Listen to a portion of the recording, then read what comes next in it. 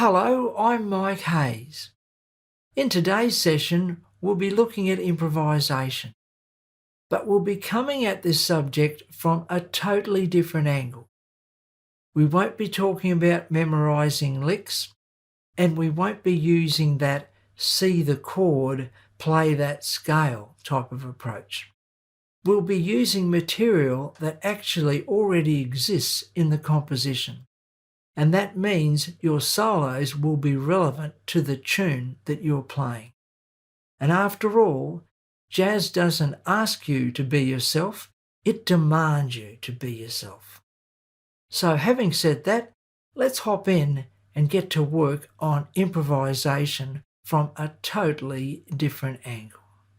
Do you know what each of these songs have in common? Yes, they all share the 32-bar AABA song form, and most importantly for our discussion today, they all share the same basic harmonic framework in their A sections. Yet each of these songs are very different stylistically. If we were to reduce them to that see that chord, play that scale type thinking, the real problem we're faced with is that potentially all our solos for each one of these songs would sound the same. So the challenge we face is how do we create improvisations that sound like a natural development of the theme? To find the solution, we have to look at what makes each of these tunes different. And of course, while the harmonic background for the A sections of each of these tunes are the same, it's the melodies that make the tunes different. Now I know that's stating the obvious, but let's dig a little bit deeper to see how that one idea can help solve our problem. Now if we hold that thought and ask ourselves what makes the melodies different, and the answer is the intervals. The melody for each one of these songs has its own unique melodic interval pattern, and that's what makes the melody unique. And there's the clue we've been looking for. Guitarists such as Jim Hall and Kenny Burrell are keenly aware of the melodic interval patterns that go to make up each of the tunes that they're playing, and they weave these intervals into their solos. So let's dig a little bit deeper and see how a knowledge of intervals can help us to craft solos that are really relevant to the tunes that we're playing. For today's session, we'll be studying The Girl from Ipanema. Here's a typical fake book type version of the melody and the chords for the first 8 bars of Girl from Ipanema. We're going to use a process of reduction, whereby we remove the various layers of the composition until we're left with the fundamental melodic cells that make up the melody. Okay, here we go. The first thing we're going to remove are the chord symbols. And this is how the tune would look now without the chord symbols. Next we're going to remove the bar lines. Here's how that would look. Next step is to represent each note in the melody as a quarter note. And now the next step is to remove any duplicate notes that occur consecutively. Here's how that would look. And after doing all that, what we discover is that the melody for the first 8 bars of Girl from Ipanema consists of 3 sets of notes. G, E, D is the first set. The second set is F, D, C. And the third set is E, C, B flat, C. We're going to continue our music detective work by using intervals to measure the distance between each of these notes in these 3 melodic units. And that's how I think about intervals. I think of them as a measuring tape. Basically, there's 2 types of intervals. Harmonic intervals, and that describes the distance between 2 notes that are sounded together at the same time, as in harmony.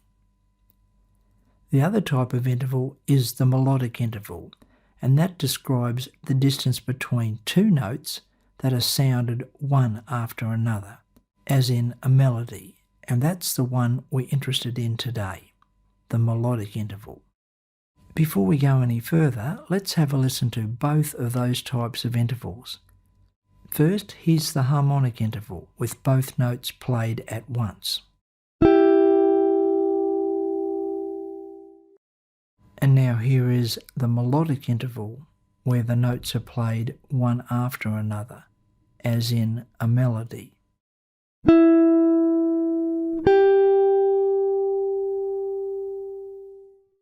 Okay, this is where the fun starts. If I go through and measure the interval distance between each of the notes in our 3 melodic sets, we'll be able to find out what makes up this melody. When I'm measuring interval distance, I'm measuring from the lowest note to the highest note, like as if we're measuring from the floor to the ceiling. The distance between E and G is a minor third, which is a distance of 3 semitones. The interval distance between the next two notes, that's the D and E, is a major second. That's 2 semitones. Onto our second set of notes, the distance between D and F is once again a minor third. The next two notes in our second set, the distance between C and D is once more a major second. Moving on to our third set, the interval distance between C and E is a major third. A major third consists of 4 semitones, and the interval distance between the last two notes in our third set, between the B flat and C, is once again a major second. Right then, so what does all this tell us? Well, what it tells us is a very important fact, and that is out of the 29 notes in the A section of Girl from Ipanema, there's a reoccurring pattern with the intervals. I'll just walk you through the melody in terms of intervals, and you'll see what I mean. Minor third, major second, minor third, major second, minor third, major second, minor third, major second, minor third, major second, major third, major second. And there is the information we've been looking for. If our improvisations contained a blend of minor thirds and major seconds, our improvisation will take on some of the characteristics of the melody of Girl from Ipanema, because as we've discovered, the minor third and major second is what makes up most of the melody in the A section of Girl from Ipanema. Okay, time to apply all this information. Here is an F major scale, a linear version shown on the first string of the guitar. What we're going to do now is identify where all the minor thirds occur in the F major scale, and we're indicating these minor thirds with red dots. The first minor third we're going to look at is between E and G. There's another minor third in the F major scale that occurs between D and F. There's another minor third between A and C, and one more minor third that occurs between G and B flat. Now, considering that we're going to be practicing these minor thirds over an F major background, the minor third that won't work quite as well is the G and B flat. Mind you, that would work really well over a G minor or a C seventh. The reason being that these two particular notes in this minor third, the G and B flat, would tend to indicate more of a C seventh type sound rather than an F. Let's practice the E and G minor third over an F background. Here we go.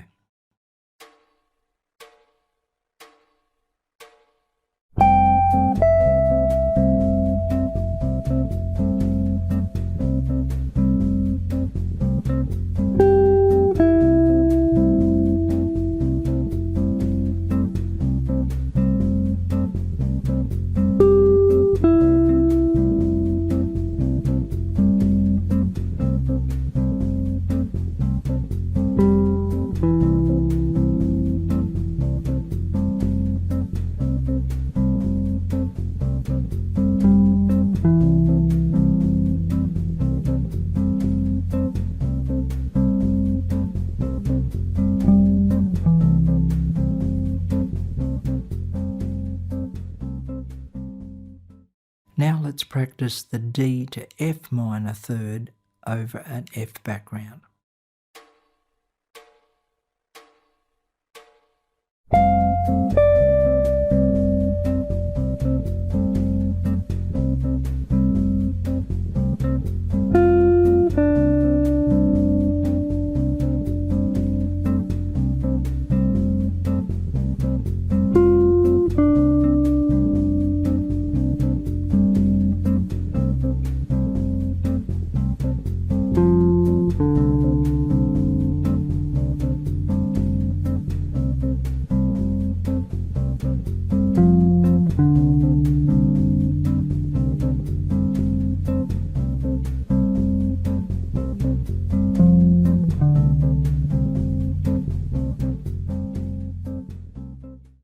Next we'll practice the A to C minor third over an F background.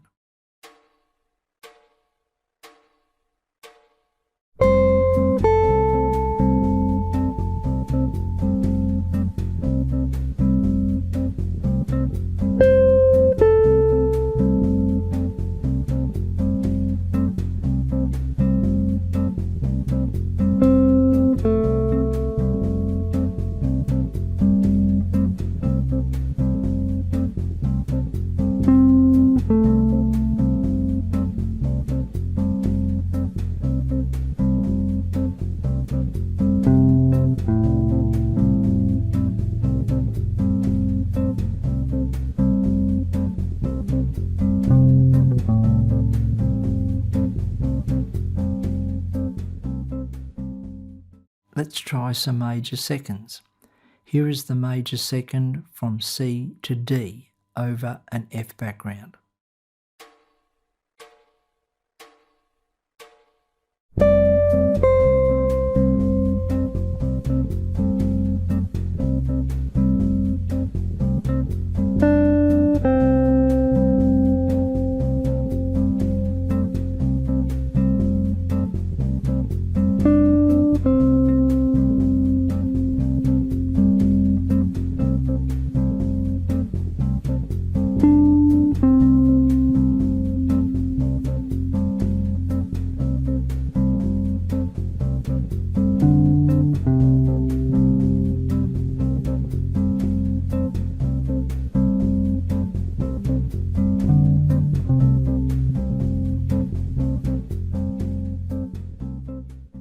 And now here's a combination of minor thirds between E and G and major seconds between C and D, once again over an F background.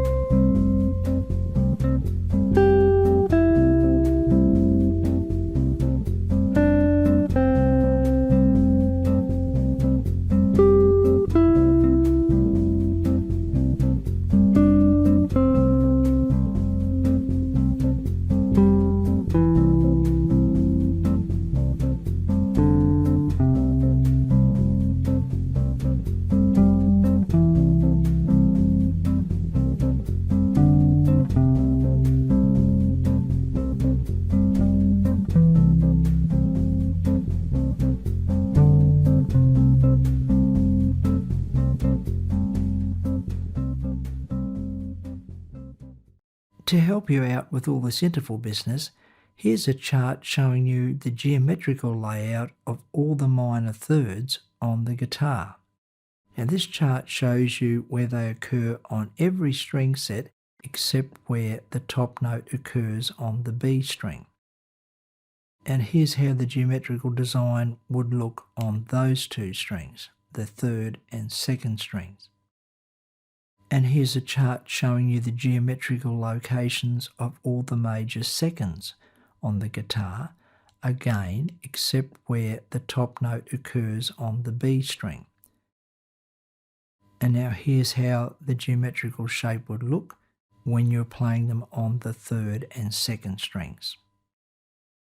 And now just to wrap things up for this session, here's an example of some minor thirds and major seconds played over the chord progression of the first 8 bars of Girl from Ipanema.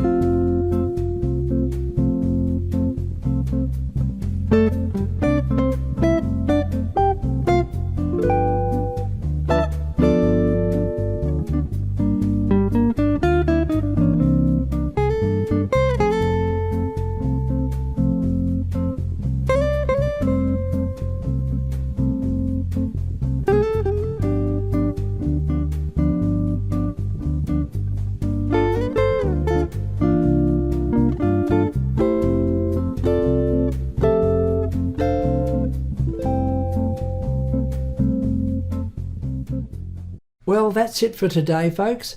I do hope you enjoyed the lesson, and I hope there's something in this lesson that'll help you develop your own musical style on guitar. If you enjoyed this session and felt you got some value out of it and you'd like to support this channel, there's a link in the description below this video. Don't forget to subscribe so you don't miss out on all the good stuff. And if you like this video, don't forget to give us a like. It really helps us out. Until next time, all the very best with your guitar playing. Bye for now.